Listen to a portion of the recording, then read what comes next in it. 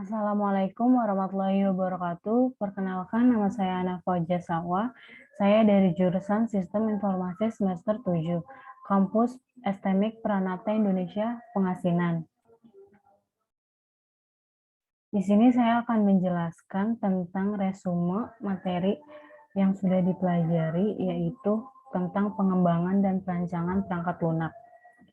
Pengembangan perangkat lunak merupakan salah satu dari tahap rancangan sistem rinci atau detail dari siklus hidup pengembangan sistem. Keterkaitan pengembangan dengan pengujian, tipe pengembangan sistem. Yang pertama ada tipe proyek, pengembangan perangkat lunak harus disesuaikan dengan lingkungan atau metodologi yang digunakan dalam pengembangan perangkat lunak. Yang pertama ada pengembangan sistem biasa karakteristik.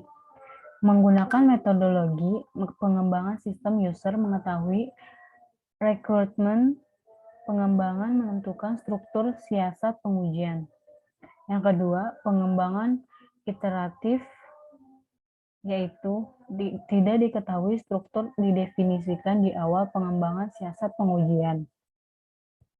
Lalu yang ketiga, pemeliharaan sistem karakteristik, yaitu siasat pengujian menguji struktur mengeluarkan metode kerja yang terbaik. Lalu ini ada siklus pengembangan PL. Plan, do, check, ACT. Tipe pengembangan sistem proyek perangkat lunak. Pengembangan sistem biasa. Yang kedua, pengembangan iteratif. Yang ketiga, pemeliharaan sistem. Yang keempat, kontrak. Perbedaan lingkup proyek pengembangan sistem baru. Yang pertama, apakah ada mengotomatisasi proses bisnis yang manual? Yang kedua, proses bisnis yang mana yang akan dipengaruhi oleh sistem baru? Yang ketiga, area bisnis yang mana yang akan dipengaruhi oleh sistem baru? Dan yang keempat, program perantara dengan sistem lama. Terus ada B, perubahan sistem yang telah ada. Apakah hanya melakukan koreksi? Apakah hanya melakukan proses rekayasa PL secara standar? Pengkoreksian untuk mengetahui defek dalam rangka perluasan sistem. Apakah terdapat sistem yang terpengaruh? Adakah resiko atau kemunduran sistem? Sumber perangkat lunak aplikasi. Perangkat lunak komersial atau dari vendor. Perangkat lunak pesanan. Dikembangkan secara in-house atau oleh kontraktor pemrograman independen. Membangun perangkat lunak mengikuti 3 tahap. Yang pertama, rancangan atau desain, yaitu ada bagan terstruktur, bahasa Inggris terstruktur, tabel keputusan, pohon keputusan, persamaan, dan kamus data. Lalu yang kedua ada kode, menulis statement dalam bahasa pemrograman. Terus yang ketiga, uji atau tes, pengujian terhadap semua modul kode untuk mendeteksi kesalahan. Misalnya, white box atau black box. Macam-macam perangkat lunak, ada perangkat lunak berdasarkan pemakai, ada generik, spesifik, terus ada juga berdasarkan pesanan. Pendekatan organisasional. 3 cara untuk mengorganisasi tim pemrograman. Yang pertama, tim pengembangan program, tim programmer kepala, atau tim pemrograman bersama. Objek dan kelas objek. Objek, memberi identitas kepada orang atau benda. Kelas objek, dibuat untuk menurut definisi kelas objek. Rancangan perangkat lunak berorientasi objek. Strategi perancangan di mana perancangan sistem memikirkan benda dan bukan operasi atau fungsi. Orientasi pada objek. Alat yang digunakan DFD, ERD, STD, bagan terstruktur. Tahapannya mendeskripsikan objek, kelas, atribut, dan daftar operasi. Langkah menyusun jaringan PERT.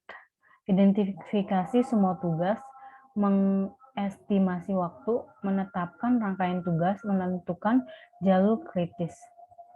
Perancangan terstruktur, orientasi pada proses dan data, alat perancangan perangkat lunak terstruktur, kamus data, model data logik, RD, DFD, STD, bagan terstruktur. Tahapan perancangan berorientasi objek. Ini tahapannya, ada 5. Lanjut, testing dan implementasi sistem. Macam tekniknya. Cakupan pernyataan cabang dan jalur. Cakupan pernyataan yaitu ditentukan dengan menilai proporsi dari pernyataan-pernyataan yang ditinjau oleh sekumpulan tes yang ditentukan. Yang kedua, cakupan cabang. Ditentukan dengan menilai proporsi dari cabang keputusan yang diuji oleh sekumpulan tes cases yang telah ditentukan. Yang ketiga, cakupan jalur ditentukan dengan menilai proporsi eksekusi jalur program yang diuji oleh sekumpulan tes yang telah ditentukan. Desain cakupan tes. Untuk mendesain cakupan dari tes, perlu diketahui tahapan-tahapan sebagai berikut. Tahapannya ini ada 4. Basis path testing. Basis path testing merupakan teknik white box testing yang dikenalkan oleh Tom. Basis path hadir dalam 2 bentuk. Yang pertama zero path, terus yang kedua one path. Kalau zero path, jalur penghubung yang tidak penting atau jalur pintas yang ada pada suatu sistem. Kalau one path, jalur penghubung yang penting atau berupa proses pada suatu sistem. Lanjut. Pengujian berorientasi objek. Aktivitas pengujian. Meninjau ulang model uji coba kelas, uji coba integrasi, uji coba subsistem, uji coba validasi berdasarkan use case. Strategi pengujian. Strategi pengujian untuk perangkat lunak berorientasi objek serupa dengan strategi pengujian yang telah dibahas sebelumnya. Lanjut. Object class testing. Ini adalah object class testing yang melibatkan testing semua operation suatu objek. Menguji objek untuk semua keadaan yang mungkin akan mengakibatkan sulitnya perancangan objek. Contoh perancangan kasus pengujian. Contoh perancangan pengujian skenario untuk text editor. Lanjut. Terima kasih.